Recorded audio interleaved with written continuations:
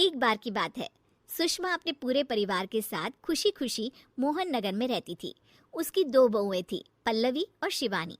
एक दिन दोनों बहुएं रसोई में काम कर रही होती है कि तभी उनकी सास सुषमा उन्हें बुलाती है। अरे बहू, जरा इधर तो आना। शिवानी, जरा जाकर देखना सासू माँ क्या कह रही हैं। दीदी आप ही देख लो ना जाकर, आपको भी तो सुनाई दे रहा है। अरे मैं आटा गूंद रही हूँ ना, तुम चली जाओ। हाँ तो मैं भी तो सब्जी काट रही हूँ ना दीदी। अरे बहू, जल्दी आओ।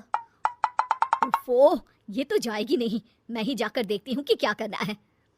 पल्लवी सुषमा के कमरे में जाती है। जी मम्मी जी, क्या हुआ?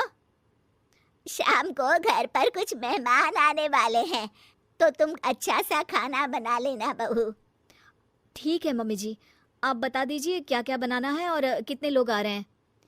सुनील की मौसी जी और उनका पूरा परिवार आ रहा है। कुल मिलाकर 3 लोग और हमें मिलाकर हुए 9 लोग। तो अभी से ही तैयारी करना शुरू कर दो। और हाँ, घर की सफाई भी कर देना, हाँ, अच्छे से। जी मम्मी जी, सब काम हो जाएगा, आप चिंता मत कीजिए। पल्लवी शिवानी को घर में मेहमान आने वाले हैं इसके बारे में बताती है। क्या 9 लोगों का खाना बनाना होगा, घर की सफाई करनी है? बाप रे, सासू माँ ने तो हमें घर की नौकरानी ही समझ कर रखा है। ऐसा नहीं बोलते शिवानी, हम इस घर की बहू हैं और घर के काम करना हमारा फर्ज है। दीदी तो है ही सासू माँ की चमची, जब देखो सासू माँ सासू माँ। मैं तो इतना सारा काम नहीं करने वाली। शिवानी कपड़े लेकर गमला साफ कर रही होती है और चक्कर आने का नाटक करने लगती है। मेरा सर चकरा रहा है। तभी वहाँ पल्लवी और सासू माँ जाते हैं। अरे बहू, क्या हो गया तुम्हें? मम्मी जी, बहुत तेज सर में दर्द हो रहा है। तुम एक काम करो शिवानी, आराम कर लो। नहीं नहीं दीदी, घर में मेहमान आने वाले हैं, मुझे आपकी मदद करनी चाहिए। अरे कोई बात नहीं शिवानी, तुम आराम कर लो, मैं सब काम कर लूंगी। ठीक है दीदी, अगर आप इतना कह रही हैं तो आराम कर लेती हूँ। शिवानी आराम से अपने कमरे में मैगजीन पढ़ रही होती है। इसे कहते हैं आराम की जिंदगी। इतना सारा काम। चलो, सारा काम खत्म हो गया, शिवानी को देख आती हूँ। शिवानी अपने कमरे में ईयरफोन में गाने सुनते सुनते सो जाती है और उसके साइड में मैगजीन भी रखी होती है। पल्लवी वहाँ आ जाती है और वो सब देखती है। ओहो, तो मतलब सब काम चोरी का बहाना था। अभी बताती हूँ इसको। घर का सारा काम मुझे करना पड़ा और ये महारानी यहाँ मैगजीन पढ़ रही है, गाने सुन रही है। पल्लवी रसोई से एक प्लेट और चम्मच लेकर आती है और शिवानी को थाली बजाकर उठाने लगती है। शिवानी अचानक से उठती है।